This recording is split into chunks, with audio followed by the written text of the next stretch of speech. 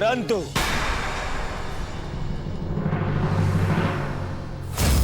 ऐसा सोचना भी मत कि मैं उन पांडवों को कुछ भी देने वाला हूं।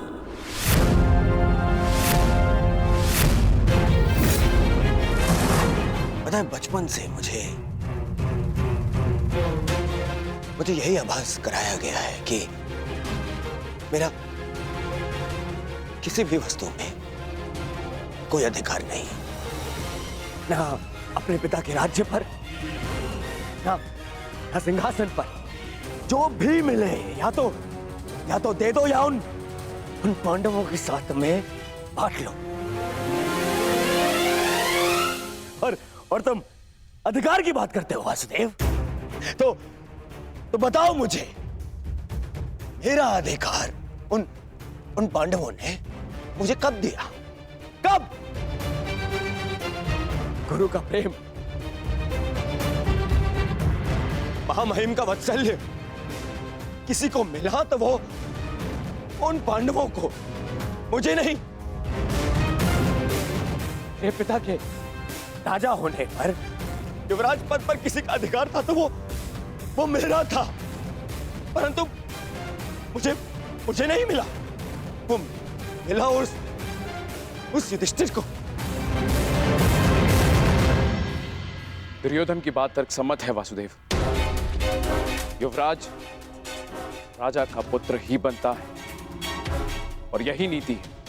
आप तो कभी वास्तविक राजा थे ही नहीं महाराज। आप तो आज भी हस्तिनापुर के केवल कार्यकारी नरेश। आपका राज्य अभिषेक भी नहीं हुआ। और रही बात नीति की, तो कुल वधू का वस्त्र हरण, उसका अपमान कहां की नीति है? पांडवों का पक्ष लेना बंद करो ग्वाले। मैंने उस द्रौपदी को धर्म पूर्वक द्यूत में जीतकर उसे अपनी दासी बनाया। उसका वस्त्र हरण करना मेरा अधिकार था, क्योंकि जो दासी अपने स्वामी की आज्ञा का पालन ना करे वो दंड की अधिकारिणी होती है। नारी केवल सम्मान की अधिकारिणी है दुर्योधन। हाँ,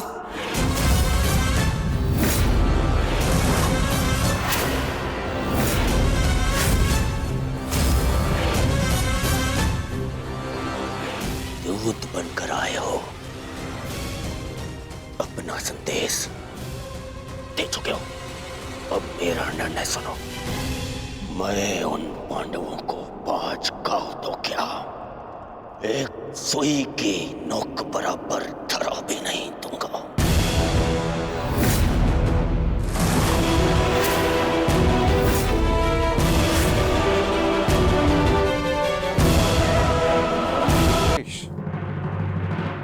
भली भांति समझ लिया है युवराज। अब वही होगा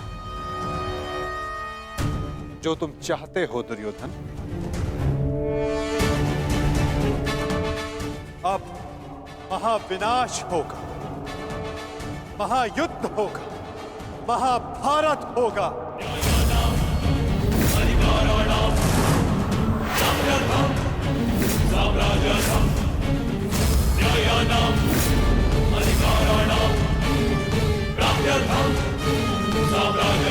प्रणिपात।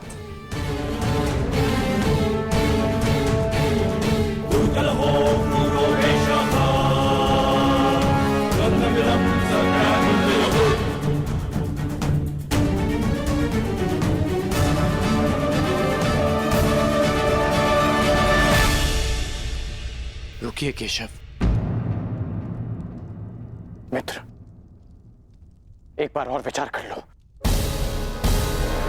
अरे मित्र, राजा बलि की कथा स्मरण है तुम्हें? वो मायावी वामन उनसे 3 पग मांगने आया था। 3 पग भूमि, और उस 3 पग में उस वामन ने न केवल तीनों लोक नाप लिए, बल्कि उस बलि का नाश भी कर दिया।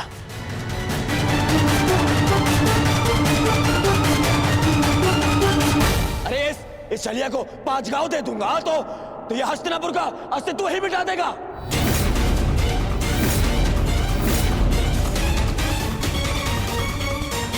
अखंडी कृष्ण, तुम्हारी मीठी मीठी बातों का प्रभाव इन पर पड़ सकता है, दुर्योधन पर नहीं। तो फिर मैं प्रस्थान करता हूं।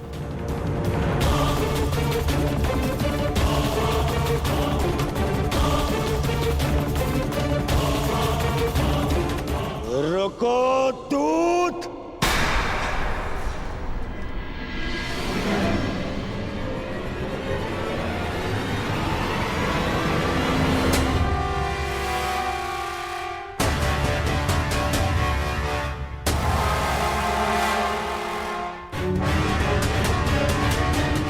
मैंने तुम्हें जाने की आज्ञा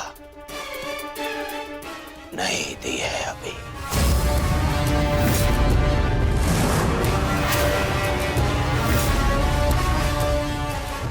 सब तुम्हारी माया से भयभीत हैं कृष्ण। आज मैं अपनी प्रजा और अपनी सेना के मन से तेरा भय मिटा दूंगा कृष्ण।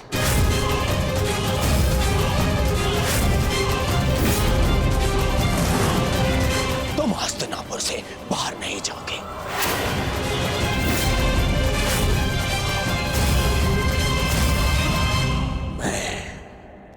धृतराष्ट्र पुत्र दुर्योधन,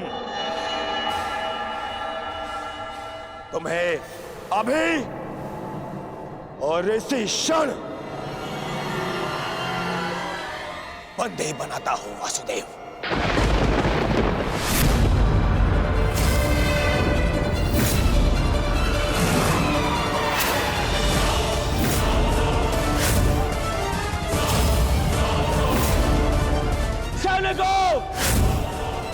बंदी बनाओ इस छलिए को।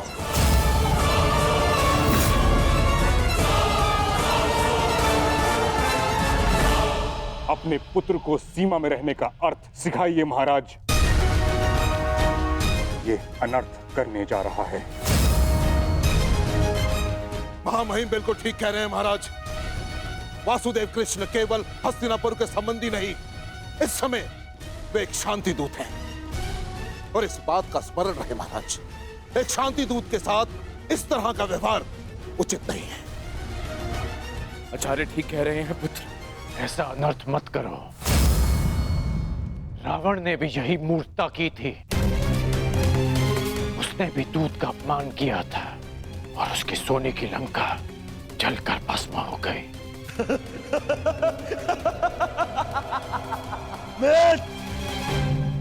रावण मूर्ख था जो सामान्य रस्सी से हनुमान को बांधने चला था, परंतु मैंने इस विशेष दूत के लिए एक विशेष धातु की श्रृंखला बनवाई है।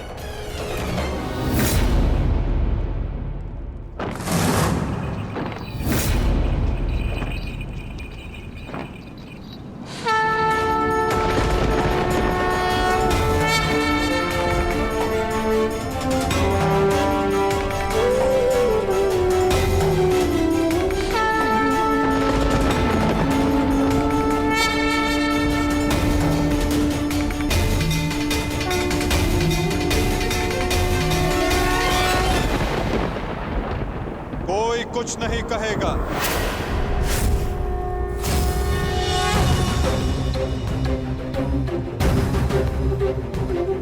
मेरा आप सबसे निवेदन है कि मेरे और दुर्योधन के मध्य में ना आए और साक्षी बने इस क्षण के। इसे भान नहीं कि ये क्या कर रहा है, जिसके जन्म के पश्चात जिसे बंदी गृह की बेड़ियां ना बांध सके, सैनिकों का पहरा ना रोक पाए, आज तुम उसे बांधने चले हो दुर्योधन। सामर्थ्य है तुम में तो बढ़ो आगे, हो सके तो साधो मुझे दुर्योधन। अपने इन श्रृंखलाओं में बांधने का प्रयास करो।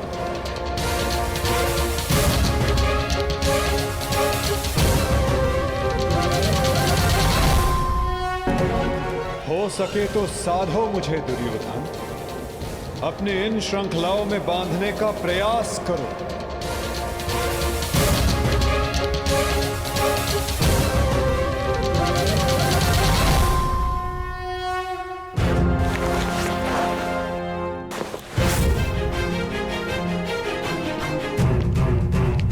उठो उस तेरे को।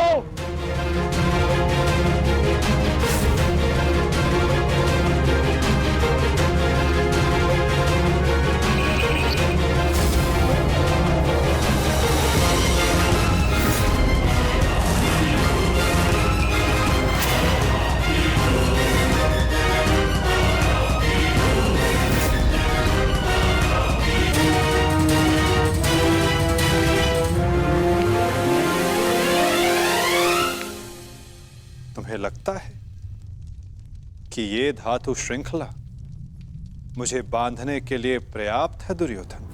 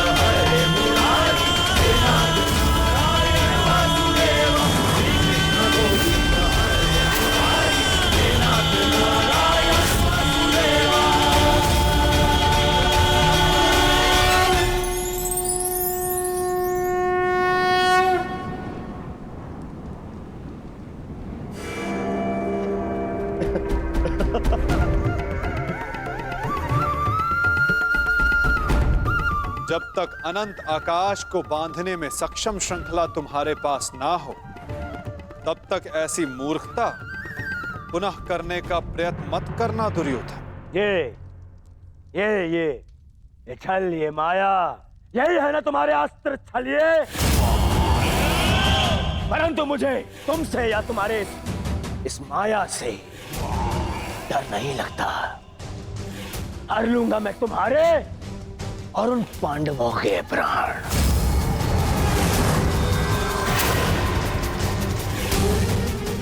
स्मरण रखना कि इस महायुद्ध में अंत करेगा तुम्हारा और उन पांडवों का यह दुर्योधन। जो स्वयं मृत्यु के शिखर से गिरने वाला हो, उसे अपने अंत की चिंता करनी चाहिए मूर्ख दुर्योधन। जिस सत्य को, जिस भविष्य को मैं टालना चाहता था, उसे आज तुमने स्वयं आमंत्रण दे दिया।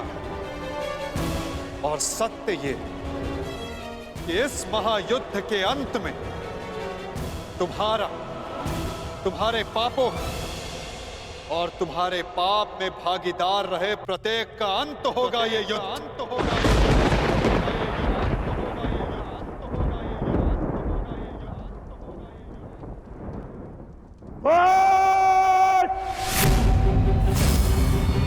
मेरे राज्य में, मेरे ही सभा में आके मुझे ही धमकी देता है छलिए। तुम्हारा राज्य, तुम्हारी सभा, इस राजसभा के समक्ष कितना सा आकार है तुम्हारा दुर्योधन? और हस्तिनापुर के समक्ष कितनी सी है ये सभा? और इस पृथ्वी के सामने कितना सा है हस्तिनापुर? और इस ब्रह्मांड में क्या स्थान रखती है ये पृथ्वी? यदि मनुष्य का अभिमान और दम उसके आकार से अधिक बड़ा हो जाए, तो वही मनुष्य को स्वयं अपने बोझ से मार डालता है। और तुम्हारे अंत का कारण भी यही अभिमान होगा दुर्योधन, और तुम्हारा अंत भी तुम्हारे इसी अभिमान से होगा दुर्योधन।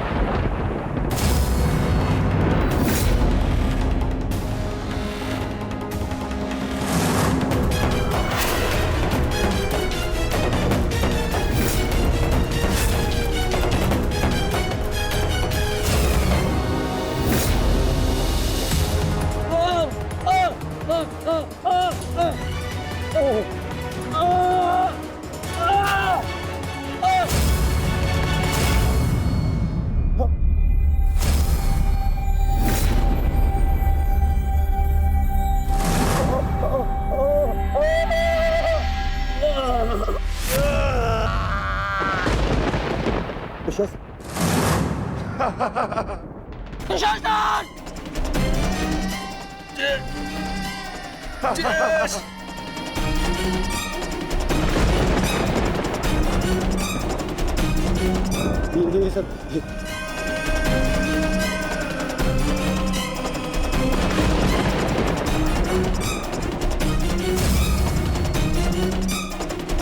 पितामह मेरे होने वाले मामा श्री क्या हो रहा है? मैं कहाँ हूँ? मित्र,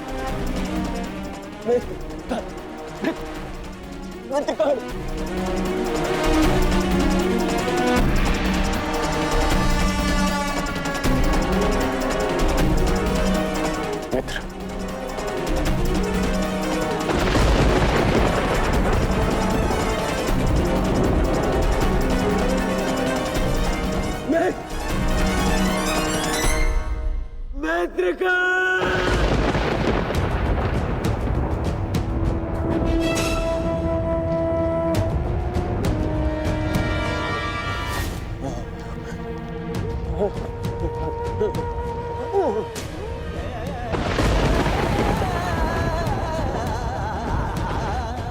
असंभव है ये, असंभव है ये। इसे तुमने ही तो संभव बनाया है दुर्योधन।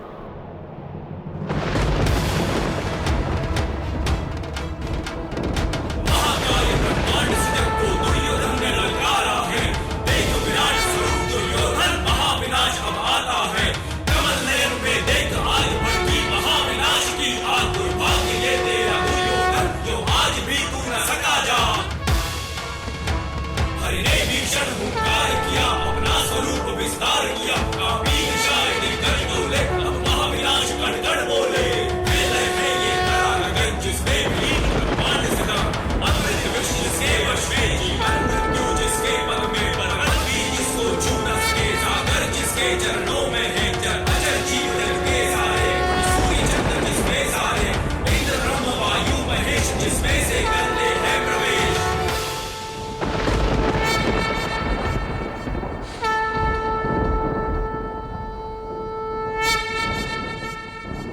इस युद्ध के जन्मदाता तुम ही हो। ध्यान से देखो इसे, ये कुरुक्षेत्र है। ये तुम्हारे अहंकार का परिणाम है दुर्योधन। तुम्हारे छल का निष्कर्ष है ये तुम्हारे मद का, तुम्हारे कर्मों का फल है दुर्योधन। ये उस पाप का परिणाम है दुर्योधन जो भरी सभा में याज्ञसेनी के साथ हुआ। ये उस श्राप का परिणाम है जो पांचाली के धधकते हृदय से निकला। देखो मूर्ख, मृत्यु तुम्हें पराजित कर चुकी है और तुम विजय का स्वप्न देख रहे हो।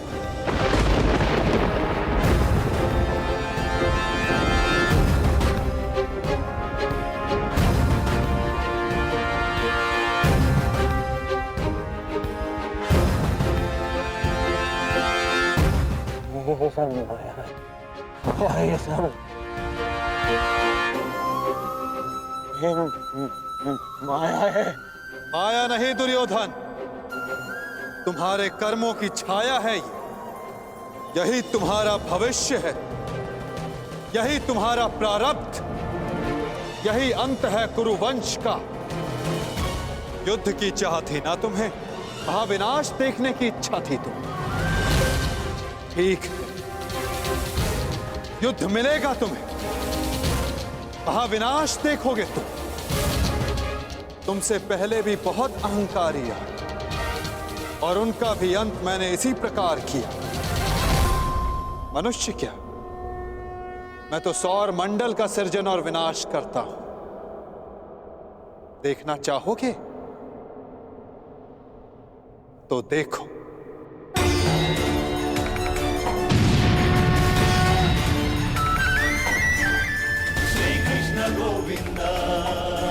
उधर देखो दुर्योधन।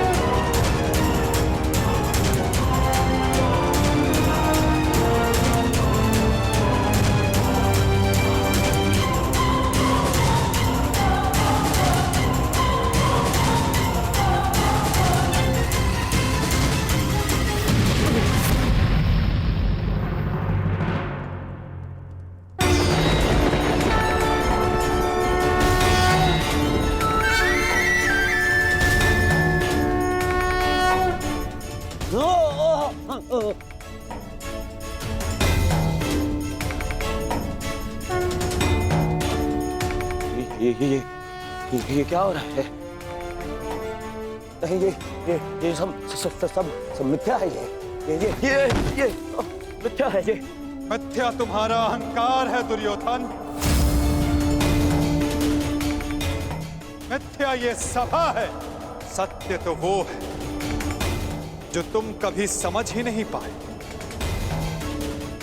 वो सत्य जो मैंने अभी तुम्हें दिखाया।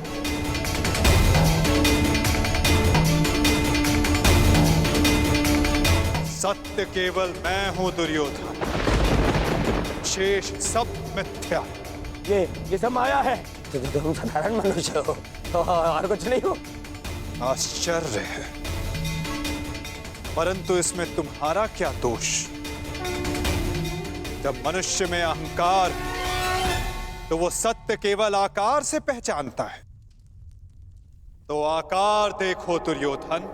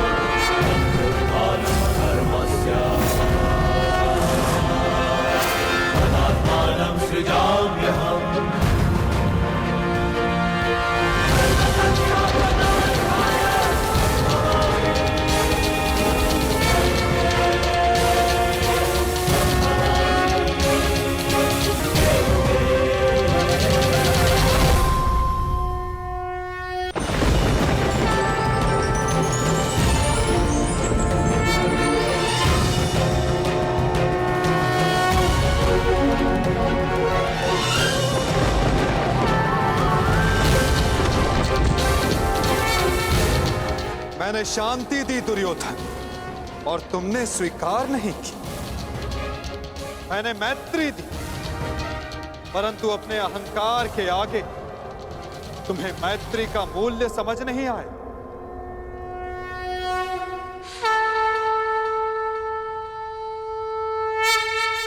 मैं प्रेम लाया था, परंतु तुमने युद्ध मांगा दुर्योधन। तो सुनो, अब युद्ध होगा।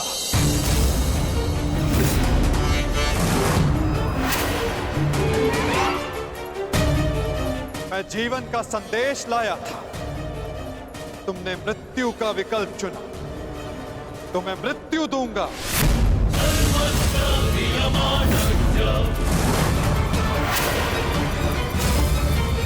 तुम्हें अनुमान नहीं दुर्योधन कि यह युद्ध कितना भयंकर होगा।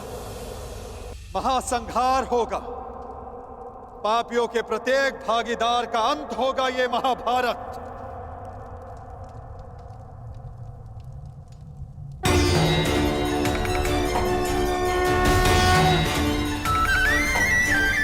श्री कृष्ण गोविंद हरे मुरारी, हे नाथ नारायण वासुदेवा।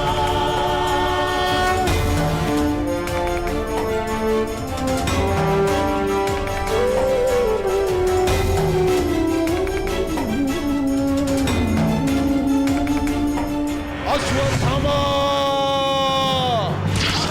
हे नाथ नारायण वासुदेवा, श्री कृष्ण गोविंद हरे मुरारी, हे नाथ नारायण वासुदेवा, श्री कृष्ण गोविंद हरे मुरारी।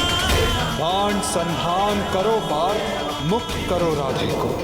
हरे मुरारी, हे नाथ नारायण वासुदेवा, श्री कृष्ण गोविंद हरे मुरारी, हे नाथ नारायण वासुदेवा। सभा में इतनी शांति क्यों है? कोई बताएगा मुझे, आखिर हो क्या रहा है? सत्य देखने के लिए तन की दृष्टि की नहीं, मन की दृष्टि की आवश्यकता होती है धृतराष्ट्र। नियति ने तुम्हें दृष्टि नहीं, परंतु आज इस क्षण के लिए मैं तुम्हें दृष्टि देता हूं। कदाचित तन की दृष्टि से देखकर तुम मन की दृष्टि का सत्य समझ पाओ धृतराष्ट्र।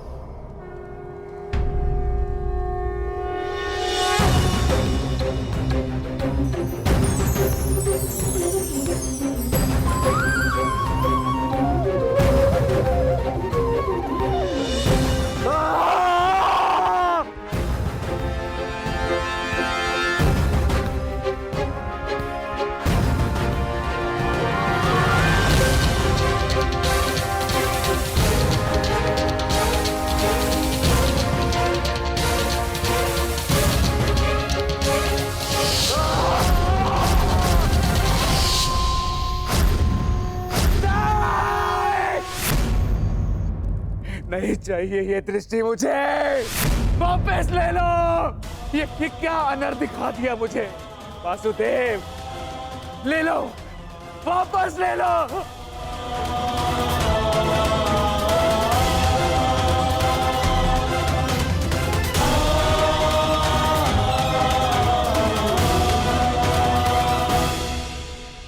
जो सबने देखा वही अंत है और वही नया प्रारंभ। परंतु ये आप सबको स्मरण तब होगा जब ये वास्तविक में आप सबके साथ घटित होगा।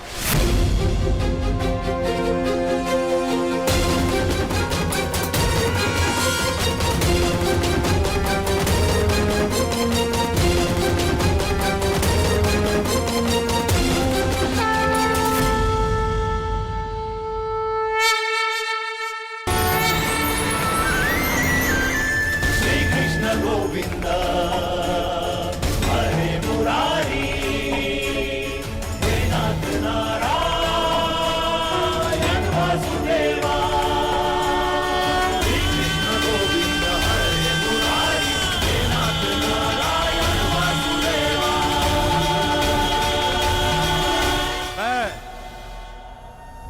वासुदेव, इस महायुद्ध, इस महाभारत की घोषणा करता हूं।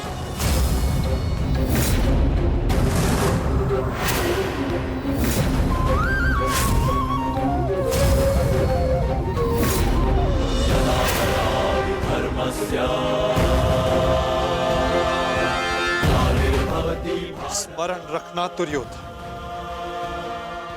तुम्हारे इस अभिमान के साथ साथ तुम भी इस धरा पर ऐसे गिरोगे कि कभी उठ नहीं पाओगे। इस महाहिंसा, इस महाविनाश के उत्तरदायित्व का बोझ तुम अपने साथ दूसरे लोक लेकर जाओगे दुर्योधन।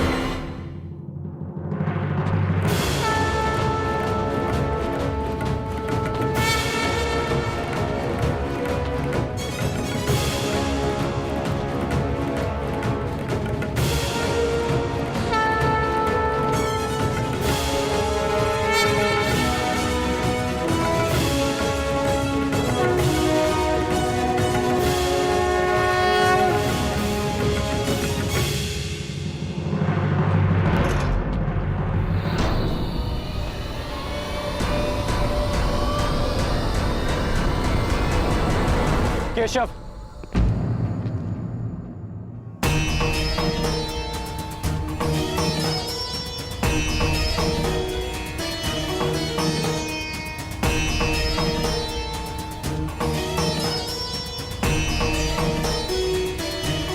मुझे सदा से भान था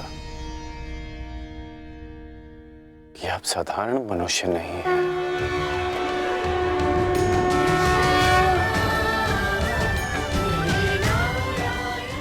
परंतु आज जो मैंने देखा उसके पश्चात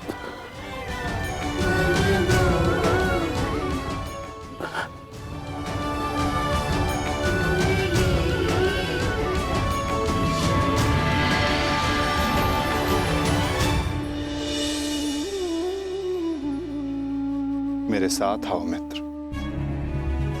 ये स्थान अब वार्ता करने के लिए उचित नहीं रहा। यहां शब्दों का कोई मोल नहीं। यहां शब्द केवल सुने जाते, समझे नहीं जाते। आओ मेरे साथ।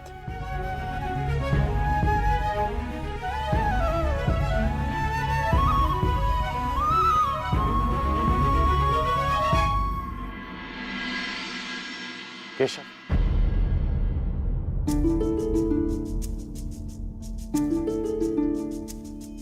शांति न्याय, एक बार आप मेरे सारथी बने थे,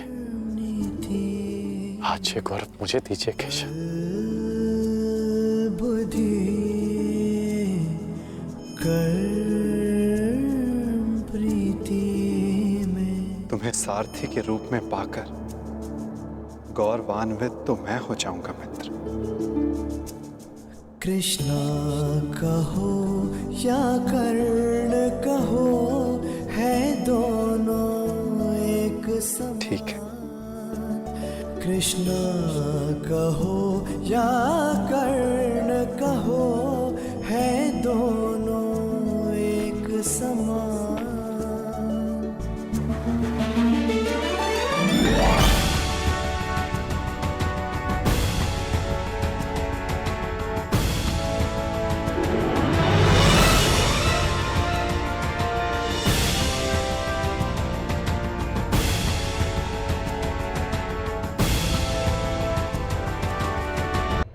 कह दो मित्र, जो कुछ भी तुम्हारे मन में।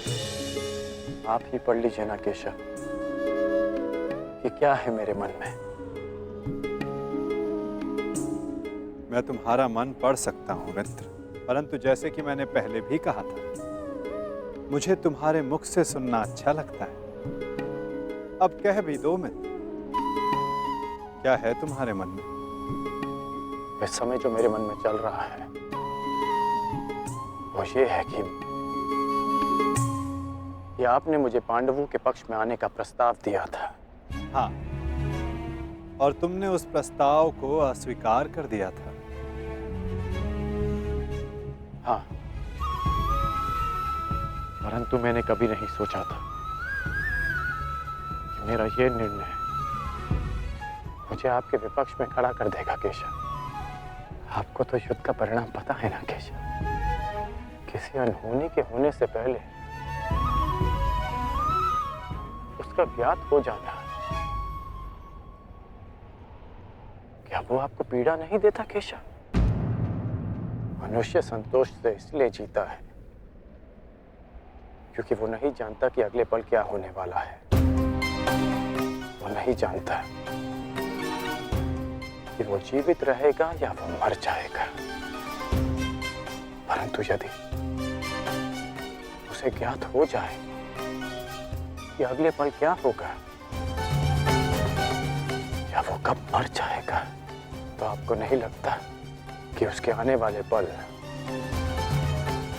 भय और चिंता में बीतेंगे?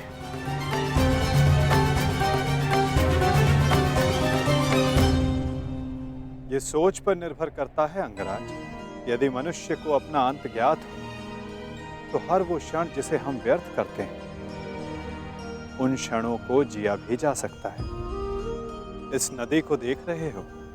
इस बहती नदी को पता है कि अंततः इसे सागर में जाकर मिल जाना। अधिक ज्ञान पीड़ादायी नहीं होता मित्र। अधिक ज्ञान उचित निर्णय लेने में सहायता करता है। यदि तुम्हें भी भूत और भविष्य का कुछ अधिक ज्ञान होता तो कदाचित तुम भी अधिक न्यायपूर्वक निर्णय कर पाते। आपका मंतव्य यही है ना कि पांडव उचित हैं और दुर्योधन अनुचित?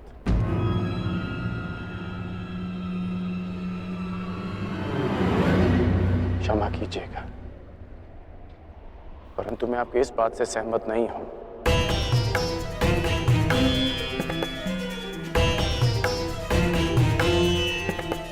मुझे लगता है केशव कि दोनों अपने अपने स्थान पर दोषी हैं।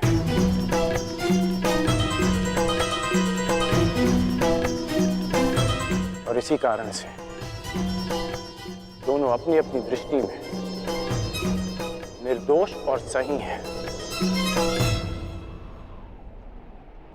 यदि दोनों ही दोषी तो तुम निष्पक्ष क्यों नहीं हो जाते मित्र? क्योंकि मुझे लगता है कि दुर्योधन युधिष्ठिर से कहीं अधिक सक्षम शासक सिद्ध होगा। इतने अधर्म करने के पश्चात भी? हाँ, क्योंकि वो युधिष्ठिर की भांति धर्मराज होने का ढोंग नहीं करता। आप ही बताइए केशव कि जिसने स्वयं की पत्नी को दांव पर लगा दिया हो, जिसने द्यूत के कुचक्र से निकलकर स्वयं को द्यूत में फिर से फंसा लिया हो, वो कैसा धर्मराज?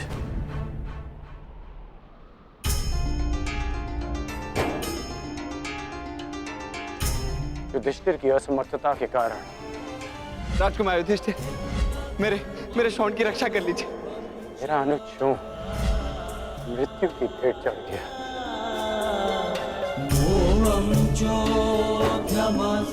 जब मुझे सूतपुत्र कहकर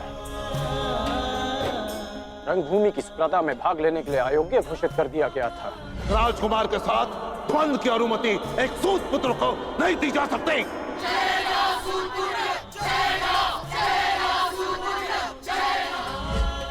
तब भी धर्मराज का धर्म मौन था। ऐसे में दुर्योधन ने मेरा हाथ थामा, जिसे आप अधर्मी कहते हैं।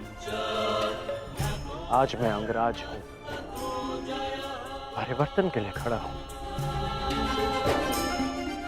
वो केवल दुर्योधन के कारण केशव। मैंने कहा था ना, यदि तुम्हें तनिक अधिक ज्ञान होता तो तुम उचित निर्णय ले पाते मित्र।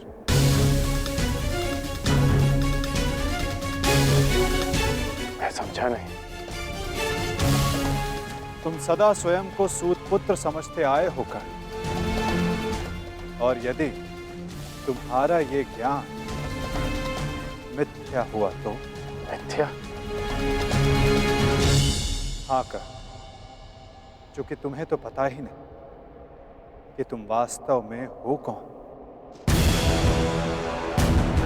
मुझे ज्ञात है कि मैं कौन हूं, और मुझे गर्व है कि मैं अधिरथ पुत्र कर्ण हूं, राधे पुत्र कर्ण हूं, सूत पुत्र कर्ण हूं।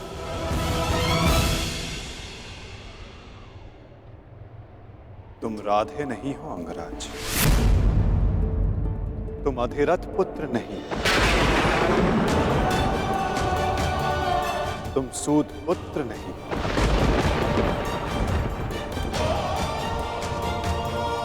तुमने कभी ये नहीं सोचा कर्ण कि एक सूत पुत्र के शरीर पर दिव्य स्वर्ण से मड़ित कवच और कुंडल क्यों है?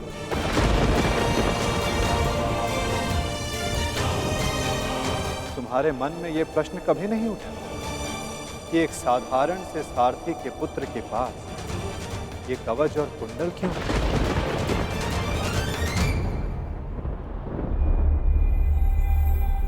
क्या तुम ये सोचकर कभी व्याकुल नहीं होते कर्ण कि तुम शेष से इतने भिन्न क्यों हो? तुम सूर्य पुत्र कर्ण, सूर्य पुत्र कर्ण, सूर्य पुत्र कर्ण, सूर्य पुत्र कर्ण।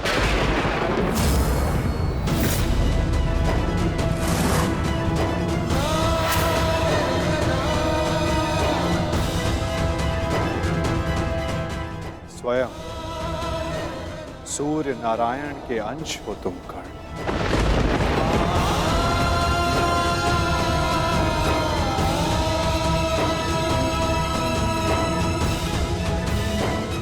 यह सत्य है, मेरे पिता अधिरथ हैं, और मेरी माता राधा। सत्य से भागो मत कर्ण, और सत्य यही है कि अधिरथ तुम्हारे पालक पिता हैं। तुम उन्हें गंगा किनारे मिले थे, कभी सोचा नहीं कि क्यों सूर्य का तेज तुम्हारे मुखमंडल पर रहता है? कभी अनुभव नहीं किया मित्र कि क्यों सूर्य का ताप तुम्हारे शरीर पर स्निग्धता का अनुभव कराता है? तब भी समझ नहीं आया तुम्हें जब दिग्विजय करते समय पांचाल युद्ध में क्यों शत्रु पक्ष पर सूर्य देव का ताप बरस रहा था? क्योंकि तुम अधिरथ पुत्र नहीं, तुम सूर्य देव का आशीर्वाद हो कर्ण।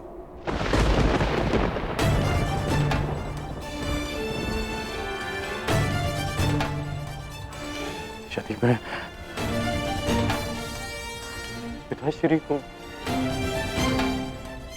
गंगा किनारे मिला था तो मेरी माता को कर्ण, अपनी माता से बहुत पहले से भेंट करते आ रहे हो तुम कर्ण, क्योंकि रक्त सदा रक्त का सम्मान करता है। कभी सोचा है कि वो कौन है जिनके समक्ष आते ही तुम्हारी दृष्टि उनके पांव की ओर चली जाती है? वो कौन है जिनसे हर युद्ध से पूर्व उनका आशीष लेने का तुम्हारा मन करता है? कौन है कर्ण जो सदा तुम्हें अपने पुत्रों के समान प्रेम करती है? वो कौन है जिनकी आंखें तुम्हें देखते ही भर आती हैं? अर्जुन से द्वंद्व होने के पश्चात भी तुमने कभी पांडवों का अहित नहीं चाहा, कभी उनकी रक्षा की, कभी उन्हें चेतावनी दी। क्यों कर्ण? इसलिए नहीं कि तुम न्याय चाहते, अपितु इसलिए कि तुम्हारी धमनियों में बहता हुआ रक्त तुम्हें पुकार रहा था। हाँ कर्ण, तुम राधे नहीं, कुंती पुत्र हो, पांडवों के ज्येष्ठ। हाँ कर, बुआ कुंती ही तुम्हारी माता है और तुम उनके ज्येष्ठ पुत्र।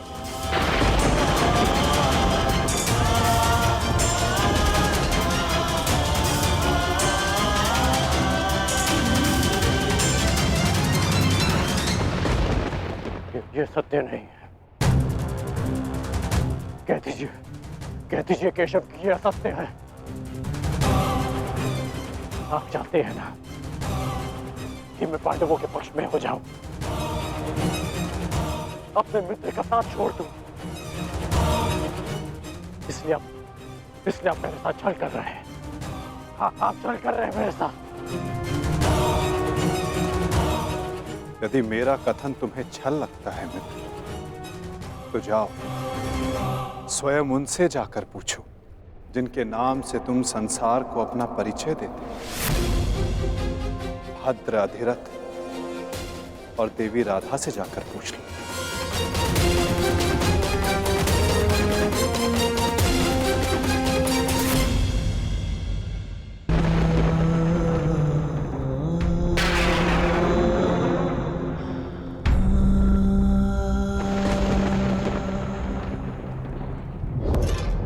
आ गए? उचित समय पर पहुंच गए। आओ भीतर आओ।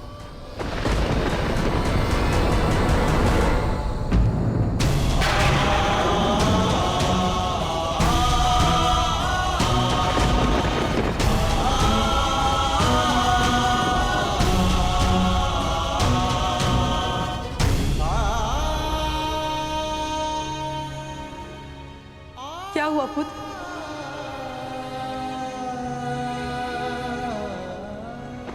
तुम राधे नहीं हो अंगराज, तुम सूर्य पुत्र कर्ण हो।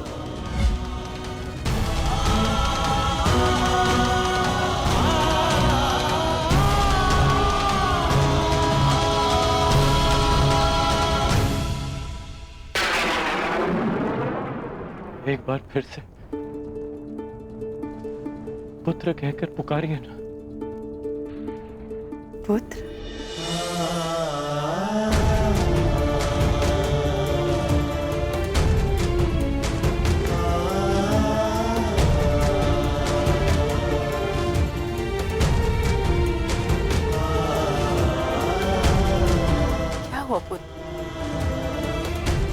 तुम इतने व्यथित क्यों हो?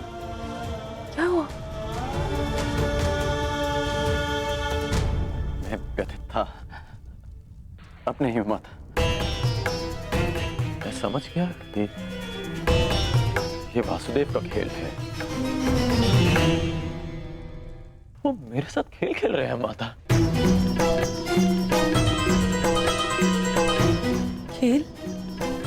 कैसा खेल? क्या विनोद किया केशव ने? बहुत भारी विरोध किया उन्होंने। उनका कहना है कि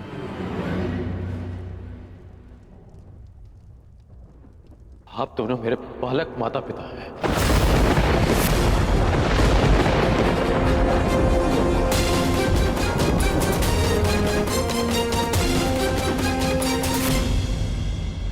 मैं पिताश्री को गंगा तट पर मिला था। ये सूर्यदेव मेरे पिता है और माता कुंती मेरी माता।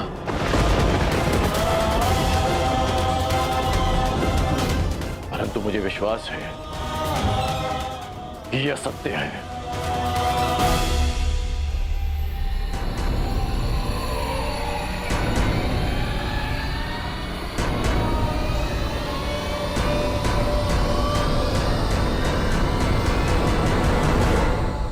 ये असत्य है ना?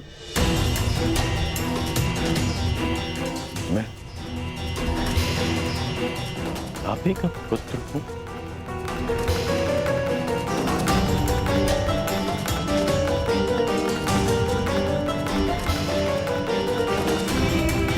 मैं आप ही का पुत्र हूं ना?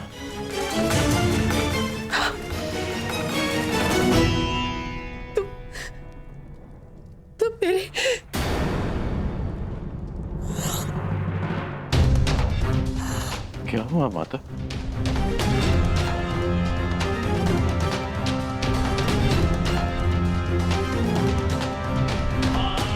क्या हुआ पिताश्री?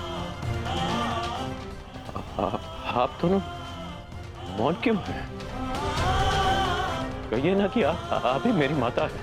कहिए ना कि मैं आपका पुत्र हूँ। कहिए ना कि आप मेरी माता है। कहिए ना कि आप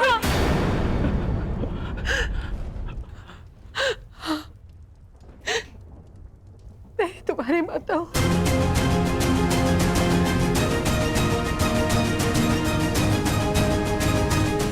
परंतु दात्री नहीं।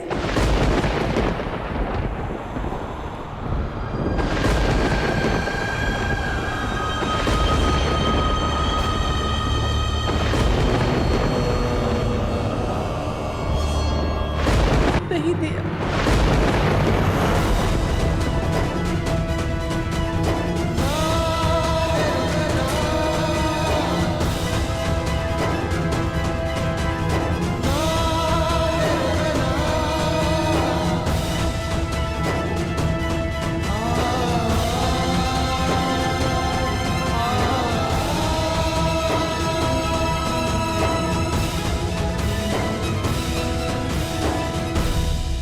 इतने वर्षों से हमने तुमसे ये सत्य छुपा कर रखा कि देवी कुंती तुम्हारी माता है। इसी कारण हम न तुम्हें धनुर्विद्या सीखने देना चाहते थे और न रणभूमि में जाने देना चाहते थे, क्योंकि देवी कुंती तुम्हारी जन्मदात्री है। केशव ने तुमसे कदाचित असत्य नहीं कहा। तुम मेरे पुत्र नहीं।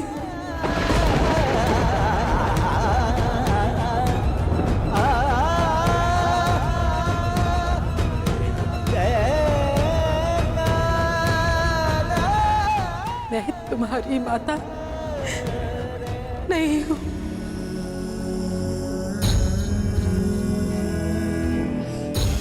आप असत्य कह रही हैं कि आप मेरी माता नहीं हैं। यदि ऐसा होता तो क्यों बचपन में जब मुझे भूख लगती थी तब आपको स्वयं ज्ञात हो जाता था? जब मुझे निद्रा आती थी तो कौन मुझे अपनी गोद में सुलाता था?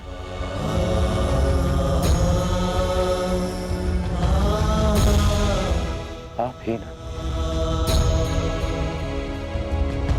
जब मैं शिक्षा पूर्ण कर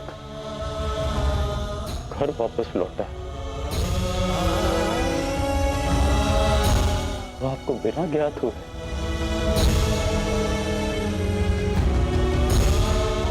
कैसे पता चल गया कि मैं आ गया और आपने अधिक भोजन बनाया?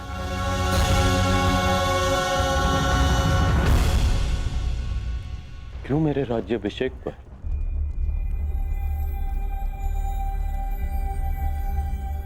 पिताश्री के शपथ देने के पश्चात भी अब मुझे छुप कर देखने आई थी? जब मैं अंग जा रहा था तब क्यों मुझे परिवर्तन का आशीष दिया?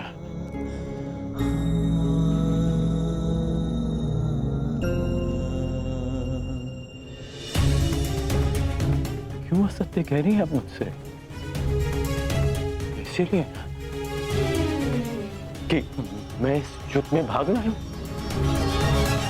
ठीक, मैं इस युद्ध में भाग नहीं लेता। मैं सदा ही आपके चरणों में बैठा रहूंगा।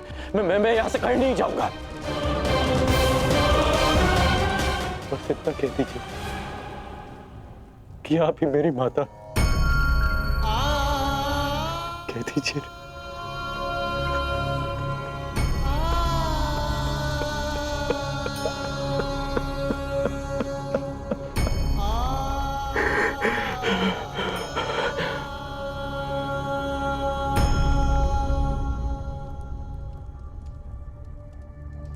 आपके अश्रुओं ने और आपकी चुप्पी ने सत्य सामने ला दिया।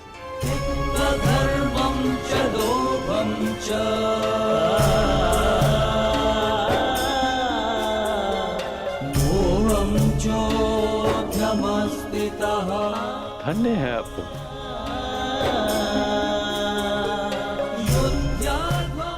किसी और की संतान इतना प्रेम दे।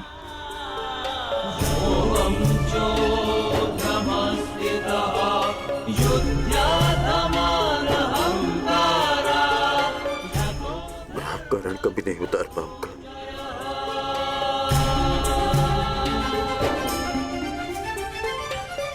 अब मेरा सत्य भी सुन लीजिए। मैं सदा राधेकरण ही कहलाऊंगा।